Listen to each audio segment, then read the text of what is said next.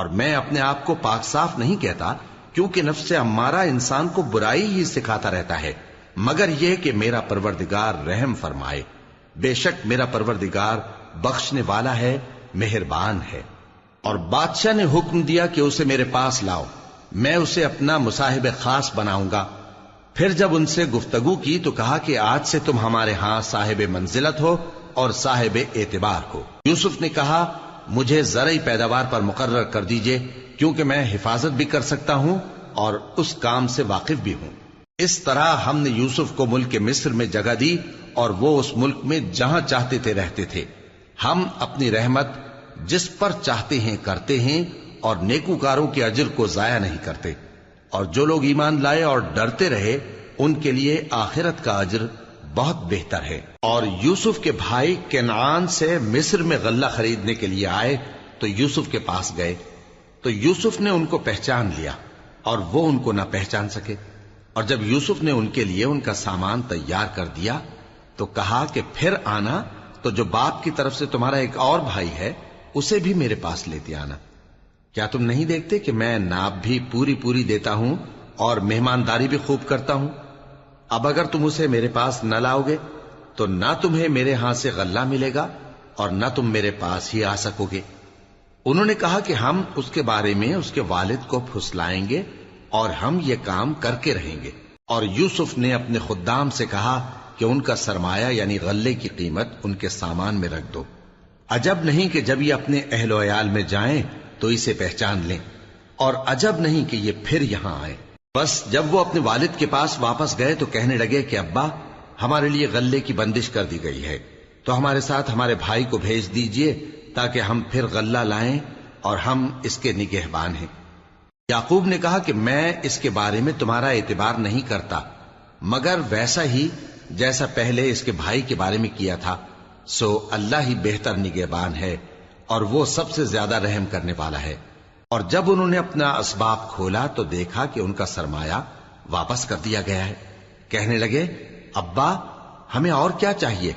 دیکھیے یہ ہماری پونجی بھی ہمیں واپس کر دی گئی ہے، اور ہم اپنے اہل و عیال کے لیے پھر غلہ لائیں گے اور اپنے بھائی کی نگہبانی کریں گے، اور ایک بار شتر زیادہ لائیں گے کہ یہ غلہ جو ہم لائے ہیں تھوڑا ہے۔ یعقوب نے کہا کہ جب تک تم اللہ کا عہد نہ دو کہ اس کو میرے پاس صحیح و سالم لے آؤ گے، میں اسے ہرگز تمہارے ساتھ نہیں بھیجنے کا، مگر یہ کہ تم گھیر لیے جاؤ یعنی بے بس ہو جاؤ تو مجبوری ہے۔ پس جب انہوں نے والد کو اپنا قول دیا تو یعقوب نے کہا کہ جو قول و قرار ہم کر رہے ہیں اس کا اللہ ضامن ہے، اور فرمایا کہ اے میرے بیٹو ایک ہی دروازے سے داخل نہ ہونا بلکہ جدا جدا دروازوں سے داخل ہونا، اور میں اللہ کی تقدیر کو تو تم سے روک نہیں سکتا۔ بے شک حکم اللہ ہی کا ہے، میں اسی پر بھروسہ رکھتا ہوں، اور اہل توکل کو اسی پر بھروسہ رکھنا چاہیے۔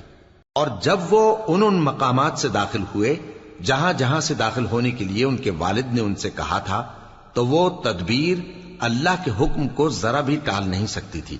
ہاں وہ یعقوب کے دل کی خواہش تھی جو انہوں نے پوری کی تھی، اور بے شک وہ صاحب علم تھے، کیونکہ ہم نے ان کو علم سکھایا تھا، لیکن اکثر لوگ نہیں جانتے۔ اور جب وہ لوگ یوسف کے پاس پہنچے تو یوسف نے اپنے حقیقی بھائی کو اپنے پاس جگہ دی اور کہا کہ میں تمہارا بھائی ہوں، تو جو سلوک یہ ہمارے ساتھ کرتے رہے ہیں اس پر افسوس نہ کرنا۔ پھر جب ان کا اسباب تیار کر دیا تو اپنے بھائی کے تھیلے میں آپ خورا رکھ دیا۔ پھر جب وہ آبادی سے باہر نکل گئے تو ایک پکارنے والے نے آواز دی کہ قافلے والو تم تو چور ہو۔ وہ ان کی طرف متوجہ ہو کر کہنے لگے کہ تمہاری کیا چیز کھوئی گئی ہے؟ وہ بولے کہ بادشاہ کا کٹورا کھویا گیا ہے، اور جو شخص اس کو لے کے آئے اس کے لیے ایک بار شتر انعام، اور میں اس کا ضامن ہوں۔ وہ کہنے لگے کہ اللہ کی قسم تم کو معلوم ہے کہ ہم اس ملک میں اس لیے نہیں آئے کہ خرابی کریں اور نہ ہم چوری کیا کرتے ہیں۔ وہ بولے کہ اگر تم جھوٹے نکلے یعنی چوری ثابت ہوئی تو اس کی سزا کیا؟ انہوں نے کہا کہ اس کی سزا یہ کہ جس کے تھیلے میں وہ دستیاب ہو وہی اس کا بدل قرار دیا جائے، ہم ظالموں کو یہی سزا دیا کرتی ہیں۔ پھر یوسف نے اپنے بھائی کے تھیلے سے پہلے ان کے تھیلوں کو دیکھنا شروع کیا، پھر اپنے بھائی کے تھیلے میں سے اس کو نکال لیا۔ اس طرح ہم نے یوسف کے لیے تدبیر کی، ورنہ بادشاہ کے قانون کے مطابق وہ اپنے بھائی کو لے نہیں سکتے تھے مگر یہ کہ اللہ چاہے، ہم جس کے چاہتے ہیں درجے بلند کرتے ہیں، اور ہر علم والے سے بڑھ کر ایک بڑا علم والا ہے۔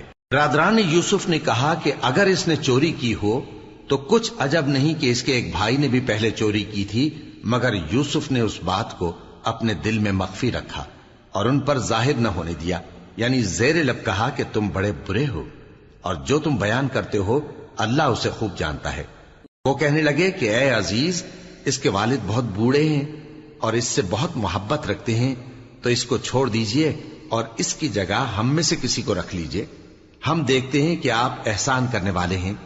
یوسف نے کہا کہ اللہ پناہ میں رکھے کہ جس شخص کے پاس ہم نے اپنی چیز پائی ہے اس کے سوا کسی اور کو پکڑ لیں، ایسا کریں تو ہم بڑے بے انصاف ہیں۔ آخر جب وہ اس سے نا امید ہو گئے تو الگ ہو کر صلاح کرنے لگے۔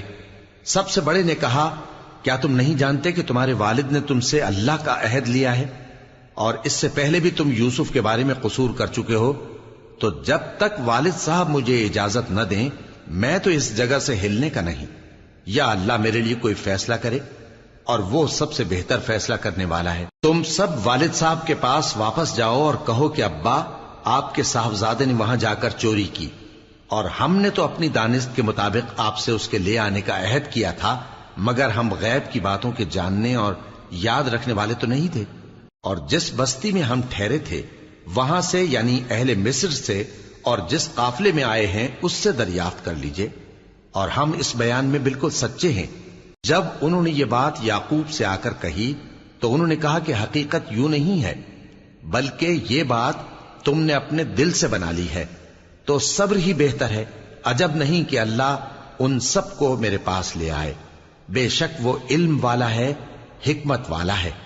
اور ان کے پاس سے چلے گئے اور کہنے لگے کہ ہائے افسوس یوسف پر، ہائے افسوس، اور رنج و الم میں ان کی آنکھیں سفید ہو گئیں اور ان کا دل غم سے بھر رہا تھا۔ بیٹے کہنے لگے کہ واللہ آپ تو یوسف کو اسی طرح یاد ہی کرتے رہیں گے یہاں تک کہ آپ گھل جائیں گے یا جان ہی دے دیں گے۔ انہوں نے کہا کہ میں تو اپنے غم و اندوہ کا اظہار اللہ سے کرتا ہوں، اور اللہ کی طرف سے وہ باتیں جانتا ہوں جو تم نہیں جانتے۔ اے بیٹو، یوں کرو کہ ایک دفعہ پھر جاؤ اور یوسف اور اس کے بھائی کو تلاش کرو، اور اللہ کی رحمت سے نا امید نہ ہونا کہ اللہ کی رحمت سے تو کافر لوگ ہی نا امید ہوا کرتے ہیں۔ پھر جب وہ یوسف کے پاس گئے تو کہنے لگے کہ اے عزیز، ہمیں اور ہمارے اہل و عیال کو بڑی تکلیف ہو رہی ہے، اور ہم یہ تھوڑا سا سرمایہ لائے ہیں، آپ ہمیں اس کے عوض پورا غلہ دے دیجئے اور ہم پر خیرات کیجئے کہ اللہ خیرات کرنے والوں کو ثواب دیتا ہے۔ یوسف نے کہا، تمہیں معلوم ہے کہ جب تم نادانی میں پھنسے ہوئے تھے تو تم نے یوسف اور اس کے بھائی کے ساتھ کیا کیا تھا؟ وہ بولے، کیا واقعی تم ہی یوسف ہو؟ انہوں نے کہا، ہاں میں یوسف ہوں، اور بن یامین کی طرف اشارہ کر کے کہنے لگے، یہ میرا بھائی ہے، اللہ نے ہم پر بڑا احسان کیا ہے۔ جو شخص اللہ سے ڈرتا اور صبر کرتا ہے تو اللہ نیکوکاروں کا اجر ضائع نہیں کرتا۔ وہ بولے، اللہ کی قسم، اللہ نے تم کو ہم پر فضیلت بخشی ہے اور بے شک ہم خطاکار تھے۔ یوسف نے کہا کہ آج کے دن تم پر کوئی ملامت نہیں، اللہ تم کو معاف کرے، اور وہ سب سے بڑھ کر رحم کرنے والا ہے۔ یہ میرا کرتا لے جاؤ، پھر اسے والد صاحب کے منہ پر ڈال دینا تو وہ بینا ہو جائیں گے، اور اپنے تمام اہل و عیال کو میرے پاس لے آؤ۔ اور جب قافلہ مصر سے روانہ ہوا تو ان کے والد کہنے لگے کہ اگر مجھ کو یہ نہ کہو کہ بوڑھا بہک گیا ہے تو مجھے تو یوسف کی بو آ رہی ہے۔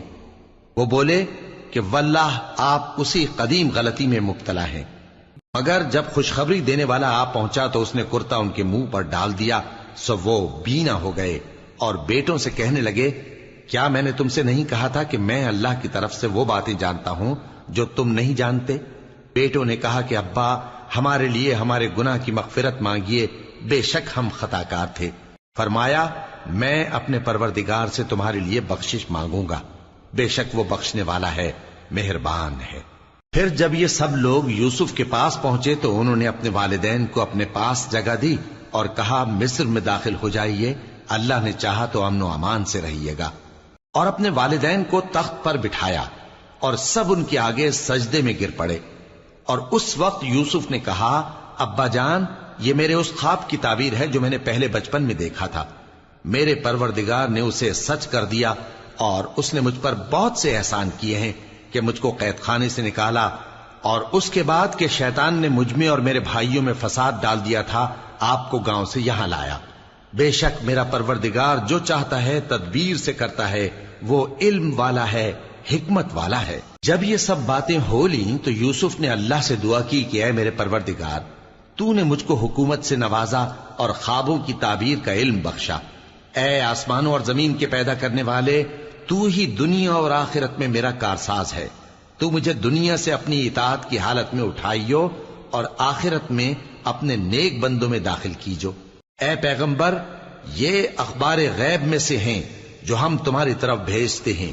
اور جب برادران یوسف نے اپنی بات پر اتفاق کیا تھا اور وہ فریب کر رہے تھے تو تم ان کے پاس تو نہ تھے، اور بہت سے آدمی گو تم کتنی خواہش کرو ایمان لانے والے نہیں ہیں، اور تم ان سے اس خیر خواہی کا کچھ صلہ بھی تو نہیں مانگتے۔ یہ قرآن اور کچھ نہیں تمام جہانوں کے لیے نصیحت ہے، اور آسمان و زمین میں بہت سی نشانیاں ہیں جن پر سے یہ گزرتے ہیں اور ان کو نظر انداز کر دیتے ہیں، اور یہ اکثر اللہ پر ایمان نہیں رکھتے مگر اس کے ساتھ شرک بھی کرتے ہیں۔ تو کیا یہ اس بات سے بے خوف ہیں کہ ان پر اللہ کا عذاب نازل ہو کر ان کو ڈھانپ لے، یا ان پر ناگہاں قیامت آ جائے اور انہیں خبر بھی نہ ہو؟ کہہ دو میرا رستہ تو یہ ہے، میں اللہ کی طرف بلاتا ہوں سمجھ بوجھ کر، میں بھی لوگوں کو اللہ کی طرف بلاتا ہوں اور میرے پیراؤ بھی، اور اللہ پاک ہے اور میں شرک کرنے والوں میں سے نہیں ہوں۔ اور ہم نے تم سے پہلے بستیوں کے رہنے والوں میں سے مرد ہی بھیجے تھے جن کی طرف ہم وہی بھیجتے تھے۔ کیا ان لوگوں نے ملک میں سیر و سیاحت نہیں کی کہ دیکھ لیتے کہ جو لوگ ان سے پہلے تھے ان کا انجام کیا ہوا؟ اور متقیوں کے لیے آخرت کا گھر بہت اچھا ہے، کیا تم سمجھتے نہیں؟ یہاں تک کہ جب پیغمبر نا امید ہو گئے اور انہوں نے خیال کیا کہ اپنی نصرت کے بارے میں جو بات انہوں نے کہی تھی اس میں وہ سچے نہ نکلے، تو ان کے پاس ہماری مدد آ پہنچی، پھر جسے ہم نے چاہا بچا دیا، اور ہمارا عذاب اتر کر گناہگار لوگوں سے پھیرا نہیں کرتا۔ ان کے قصے میں عقل مندوں کے لیے عبرت ہے۔ یہ قرآن ایسی بات نہیں ہے جو اپنے دل سے بنائی گئی ہو، بلکہ جو کتابیں اس سے پہلے نازل ہوئی ہیں ان کی تصدیق کرنے والا ہے، اور ہر چیز کی تفصیل کرنے والا، اور مومنوں کے لیے ہدایت اور رحمت ہے۔ شروع اللہ کا نام لے کر جو بڑا مہربان نہایت رحم والا ہے۔ الف لام میم را۔ اے نبی، یہ کتاب الہی کی آیتیں ہیں، اور جو کچھ تمہارے پروردگار کی طرف سے تم پر نازل ہوا ہے حق ہے، لیکن اکثر لوگ ایمان نہیں لاتے۔ اللہ وہی تو ہے جس نے ستونوں کے بغیر آسمان جیسا کہ تم دیکھتے ہو اتنے اونچے بنائے، پھر عرش پر جلوہ افروز ہوا اور سورج اور چاند کو کام میں لگا دیا، ہر ایک میعاد معین تک گردش کر رہا ہے۔ وہی دنیا کے کاموں کا انتظام کرتا ہے، اس طرح وہ اپنی آیتیں کھول کھول کر بیان کرتا ہے کہ تم اپنے پروردگار کے روبرو جانے کا یقین کرو۔ اور وہی ہے جس نے زمین کو پھیلایا اور اس میں پہاڑ اور دریا پیدا کیے اور ہر طرح کے میووں کی دو دو قسمیں بنائیں۔ وہی رات کو دن کا لباس پہناتا ہے، غور کرنے والوں کے لیے اس میں بہت سی نشانیاں ہیں۔ اور زمین میں کئی طرح کے قطعات ہیں ایک دوسرے سے ملے ہوئے، اور انگور کے باغ اور کھیتی اور کھجور کے درخت، بعض کی بہت سی شاخیں ہیں اور بعض کی اتنی نہیں ہوتی، باوجود کہ پانی سب کو ایک ہی ملتا ہے۔ اور ہم بعض میووں کو بعض پر لذت میں فضیلت دیتی ہیں، اور اس میں سمجھنے والوں کے لیے بہت سی نشانیاں ہیں۔ اگر تم عجیب بات سننی چاہو تو کافروں کا یہ کہنا عجیب ہے کہ جب ہم مر کر مٹی ہو جائیں گے تو کیا از سر نو پیدا ہوں گے؟ یہی لوگ ہیں جو اپنے پروردگار سے منکر ہوئے ہیں، اور یہی ہیں جن کی گردنوں میں طوق ہوں گے، اور یہی اہل دوزخ ہیں کہ ہمیشہ اس میں جلتے رہیں گے۔ اور یہ لوگ بھلائی سے پہلے تم سے برائی جلدی سے مانگتے ہیں، یعنی طالب عذاب ہیں، حالانکہ ان سے پہلے عذاب واقع ہو چکے ہیں۔